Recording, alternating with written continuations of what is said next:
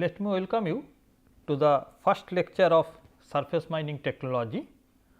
In this lecture, our lecture title is Rocks, Minerals and Ore, which is basically a part of the introduction to surface mining. In our first week, we will cover the introduction to surface mining part. In this, the first lecture is related to rocks, minerals and ore, and this is basically related to the background. We have already introduced you to the subject. So, let us directly go to the objective of this lecture. This learning background for the course, learning objective of the course, learning outcomes of the course, these are already discussed. The textbooks and reference books are also discussed, and the objective of learning objective of this lecture is to understand the rock and rock mass and to understand the rock and rock mass discontinuity. In this case, let me give you the idea. For a mining engineer, our rock and rock mass is basically the medium. So, the medium which we are trying to excavate is basically the rock and rock mass. So, our perception related to rock and rock mass is different from the geologist. Geology people are interested to know the rock and rock mass for its other uses, but for the mining engineer, rock and rock mass is nothing but the medium, and we are interested for the different properties of medium, and based on that we will decide how to excavate that one and what is its economical benefit. So, first is that mining is defined as the process of obtaining or excavating minerals or rocks or other valuable materials, either solid or in liquid form. So far we are not discussed about the gaseous form of mining, but it may be in future that may come. So, petroleum excavation also you can term as oil mining, and in some cases also water mining is also possible. In fact, there are few instances where water is a very considered as a very precious and valuable material and is having significant economical value. But otherwise mining is mostly related to the solid excavation system, excavation of the solids, and obviously you remember that mining is carried out as a business purpose. So, we will carry out mining if it is profitable only. So, mining with a profit is a very important aspect. If profit is not there, mining should not be carried out. There are some cases where strategic mining is carried out, like say atomic minerals etc., which is required for other cases, but it does not have any commercial value. In those cases strategic mining is also carried out, but otherwise mining is carried out for having some profit. Some other cases excavation is carried out related to civil projects etc. The method of excavation remains same, or you can say similar with the mining system, but the purpose is different in those cases. In fact, we are having more than 4,000 naturally occurring minerals. These minerals are basically inorganic solids that have a characteristics, chemical compositions and specific crystal structures, and these minerals are found naturally in the earth crust. And you can define a rock is any naturally occurring solid mass or aggregate of mineral matters. So, basically earth is formed by the rock and rock is naturally occurred. It is a solid and a rock comprises a number of mineral matter. Characteristically, a rock comprises a number of minerals either in homogeneous or in the heterogeneous proportion. However, a rock is formed at once through the different geological activities. So, the rock is understood as occurrence of the rock occurred at once, and different rocks may have different occurrence, or there may be simultaneous occurrence of the different rocks are also possible. Rocks are commonly having ingredients which are basically the mineral matters, and mineral matters are having their definite chemical compositions. Rock are usually grouped in three main groups depending on its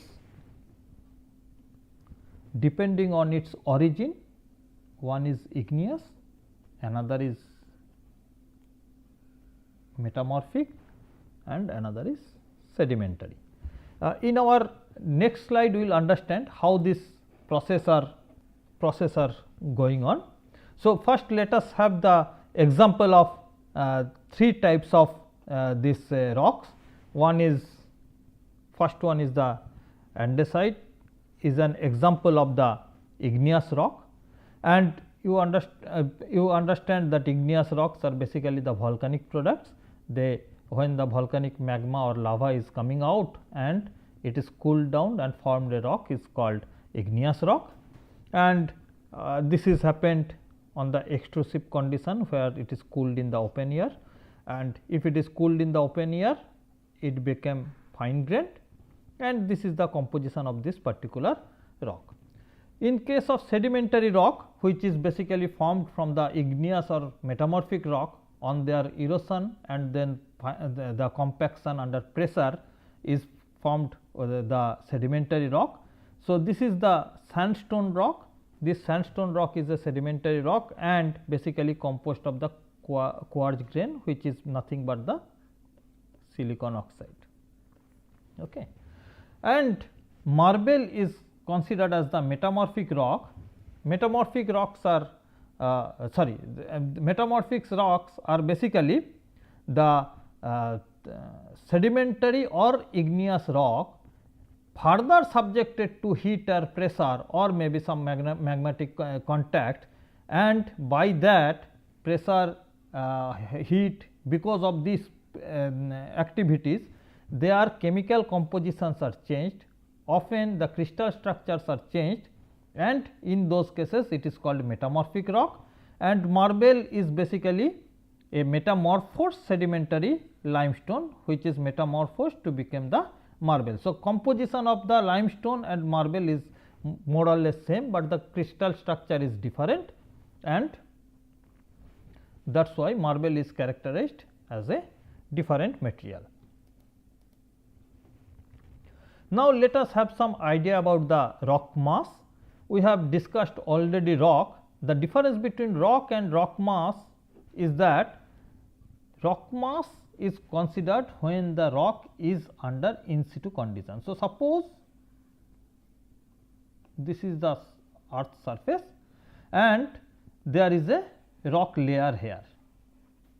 So, if this rock layer is here and you have taken a cut piece, you have taken out this cut piece and you are now considering its properties, then it is called rock. But when that the rock is inside the earth, it is called rock mass. That means, when the material which is forming the earth crust is basically rock mass. I have mentioned the two letter here. Often rock mass is shown as the single letter and often a single word, and often it can be shown as the double word. So, the two common material forming the earth crust are rock and soil, and when the rock is inside the earth crust, it is called rock mass. Soil is basically formed by the disintegration of the rock by weathering activities of the nature. Thus, composition of the soil and rock are remain same, rock mass are in general same, but as soil is allowing the growth of the vegetations.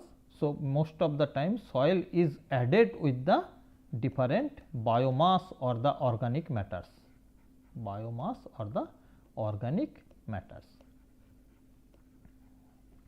So, this is the characteristics of the soil. Otherwise, rock is situated in the earth crust as a rock mass, and when it is situated in the earth crust, it is associated with the different types of discontinuities. But before that, let us understand the general formation of the rock mass. Rock mass is basically coming out from the magma, or you can say cooling of the earth gradually allows the formation of the magma, and this magma is cooled and hardened and form the igneous rock. So, when the volcanic eruption occurs,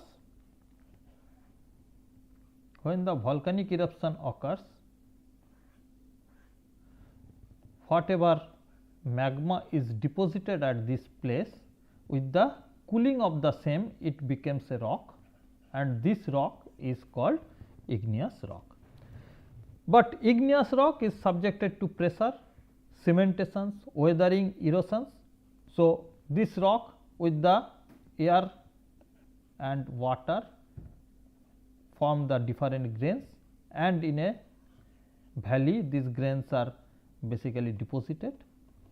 Then these are subjected to pressure because of the burial of the same, and cementation occurs here, and by this it is gradually again become a rock, and that rock is called sedimentary rock. Now, this igneous and sedimentary rock, often they are subjected to high temperature and pressure and deform to metamorphic rocks, like see this is limestone. When it is comes under heavy pressure and the temperature changes, that is forming to the marble. Similarly, when already existing igneous rocks are available here, but again further volcanic eruptions occurs, then because of this heat pressure this may be changed, or this may be metamorphosed and become the metamorphic rock. And all these three rocks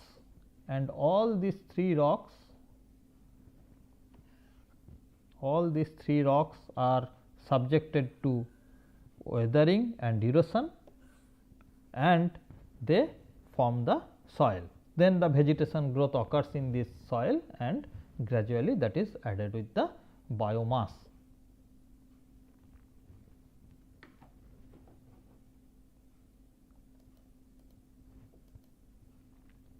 Now, when the rock, we have already discussed, when the rock is under the inside the in situ condition, inside the earth, that is having natural cracks, formation cracks, there are different discontinuities you can observe in the rock mass. So, we will discuss few of the discontinuities in this place.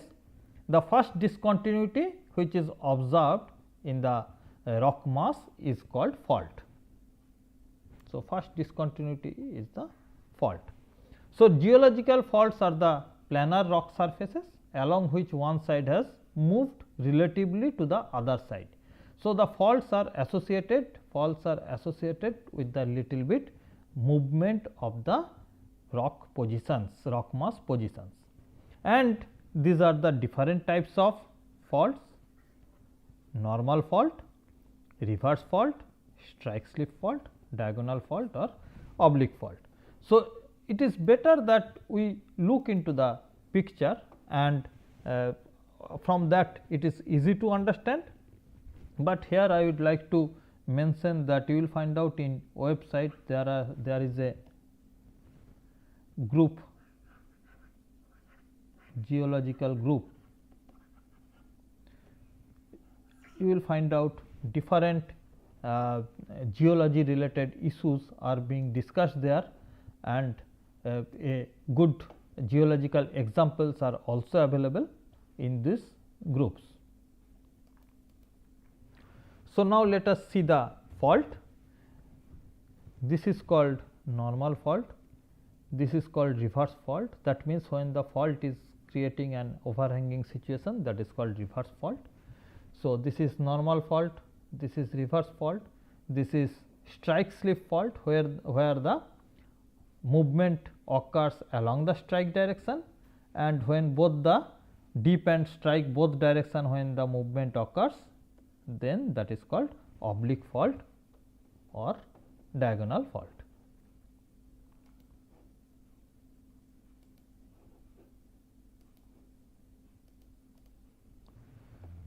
So, in this figure I am trying to show you that say this is the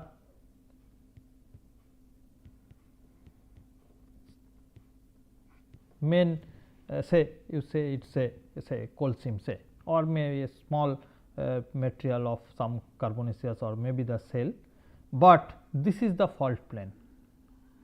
You can see this is the fault plane. This fault plane is allowing the movement of this at this position. So, it is moved to this position. Similarly, this point is moved to this position, this point is moved to this position. So, this is called throw of the fault. You can see here this is called throw of the fault. So, this position is basically shifted at this position. So, this is the horizontal throw and this is the vertical slip. Okay. So, this is the characteristics of the fault. Generally, a fault is defined with this angle and the throw. And what is happening because of the fault, you can see if suppose consider it is a coal seam. If it is a coal seam, now the coal seam is shifted at this position. So, there is a shifting of the mineral origin source occurs, and that is why these features are very very important and one must note about these features.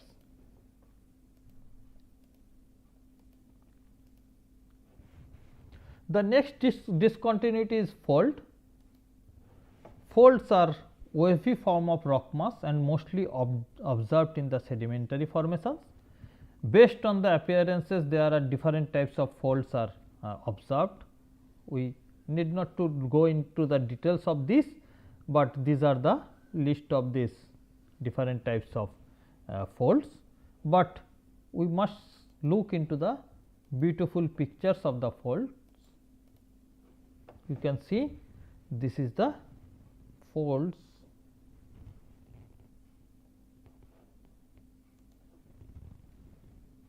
how it is moving in a wavy direction.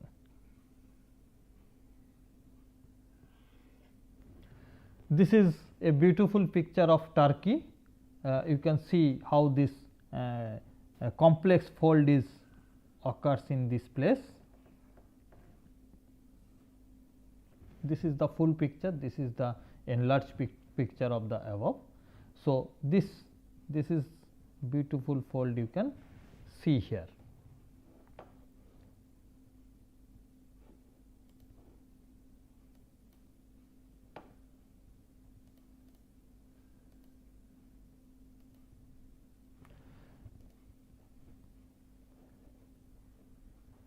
Bedding planes are defined as a plane of separation between the layers and stratification of the plane. Generally, it occurs like this. Suppose you consider the erosion occurs and the erosions are deposited as a layer here. Okay. So, this is the first depositions occurs. So, as it is transported by the water. So, it is deposited like here, say you can say as you see the deposition of sand in the river bed. Similarly, the next time again the further depositions occurs, that is again forming another layer here. So, when they are converted to a sedimentary rock with the cementation pressure and cementations, then these layers, each layers are found prominent in the structures. So, these layers are formed and these are called the bedding planes. These are called bedding planes and mostly it is observed in the sedimentary deposits. So, you can see this is the one bed.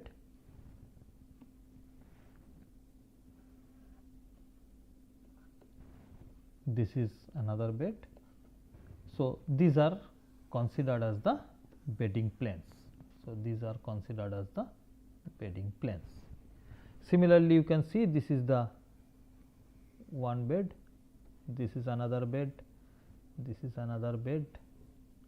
So, these are the different beds which are formed because their origin time is different.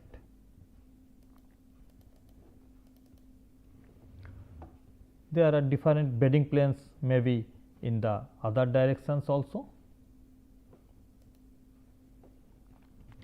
And the next one, which is very important discontinuity, is called a joint.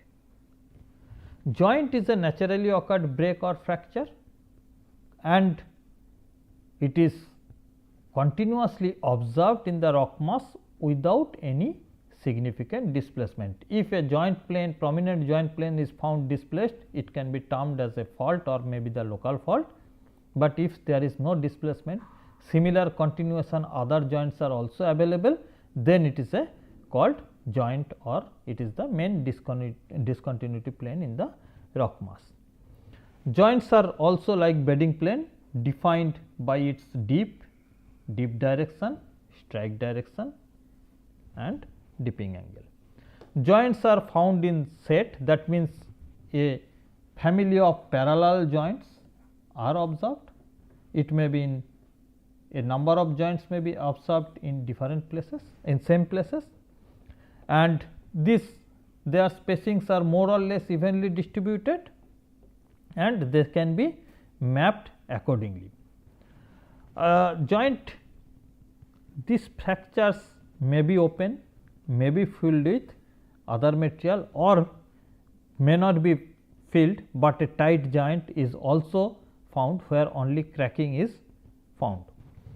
Infilled by precipitated minerals are also called veins, where two joints are filled with some precipitated minerals, but these minerals are having some economic value, is called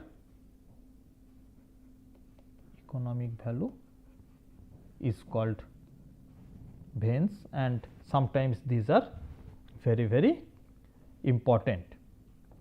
And if it is filled by a solidified magma, then it is called dike.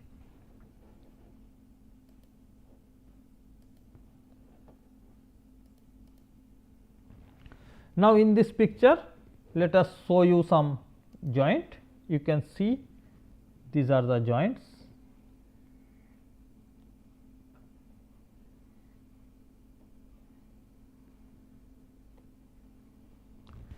Let us have another picture of this is also available in the next slide. Let us look into that.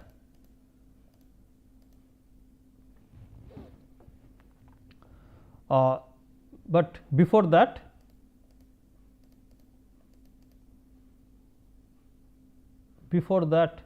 let us understand how to define a joint. A joint can be defined by the joint spacing. Joint can be defined whether the joint is filled or unfilled.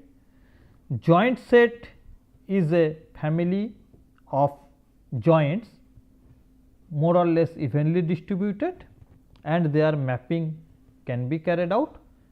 Their orientation, spacing and physical properties should be given, and this is already discussed. It is called vein and dike.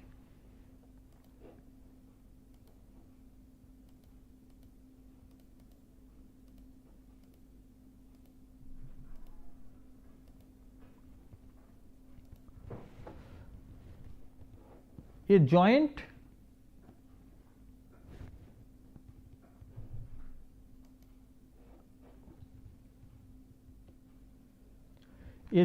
is described by the dip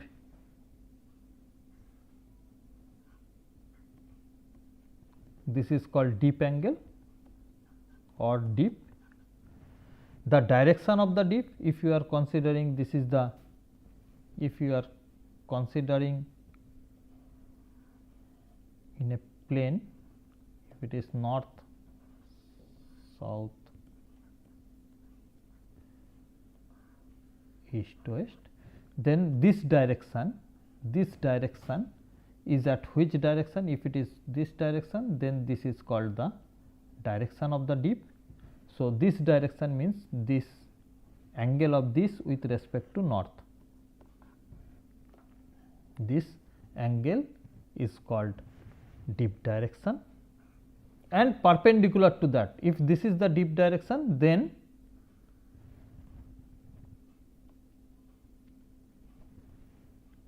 perpendicular to this is the strike direction. So, the perpendicular to this is, in this case it is the strike direction. So, this direction is called strike direction. So, a joint can be defined by the dip angle, dip direction and the strike direction. We will understand this in the next slide with a good picture. So, now you can understand the dip angle is alpha, strike direction is beta and joint spacing is S. Now, if you are considering this blue line, let me show the blue line. The spacing between the blue line is considered as the third set joint. This is third set joint. So, this is the spacing, S3 is the spacing for the third set joint. The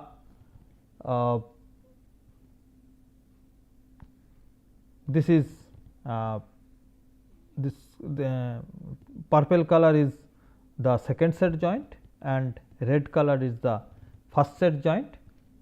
So, for first set joint the dip angle is shown. So, dip angle which is shown here for the first set joint here.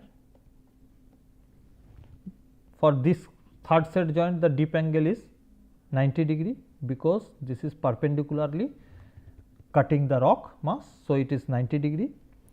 For second set joint, this is the dip angle, this purple color, this is the dip angle, this is for alpha 2, this is 90 degree, this is 90 degree alpha 3 and this is alpha 1 for first set joint. Similarly, you can see the S3 for the third set joint, this is S1 for the first set joint and this is S2 for the second set joint. And as this is the dip angle, obviously this is the strike direction. As this is the strike direction, direction of this one is expressed with the this is, if this is considered as the north, then angle between this is called the strike angle for the second one. For first one this will be the strike angle and for the third one obviously it is again this is the strike angle is perpendicular to the, this is the strike angle. Okay. So, this is the way we can define, this is the way we can define the different joint sets, and a rock mass may have n number of joint sets. You can see in this case a same rock mass is having 3 set joints, one is of red color first set, purple color second set, blue color third set. So, similarly you may have more number of joint sets also, whatever, if you are having another joint sets like this, that can be also possible. So, that will be the fourth set joint. So, like that way n number of joint sets are possible in a rock mass, there is no limitations of number of joint sets. So, this is another picture where you can understand this is which one is the strike angle, you can understand this is A is the strike angle. If this is the north, this is the strike direction, angle from that north is the strike angle. Then this is the dip angle is the B. If this is the horizontal expose of the dip, then the angle with that with the north is called dip angle. With the horizontal, the angle of dip is the dip angle and dip direction angle is from north, what is the dispersion of the horizontal component of the dip is, that angle is called dip direction angle. So, in this case you can see the spacing.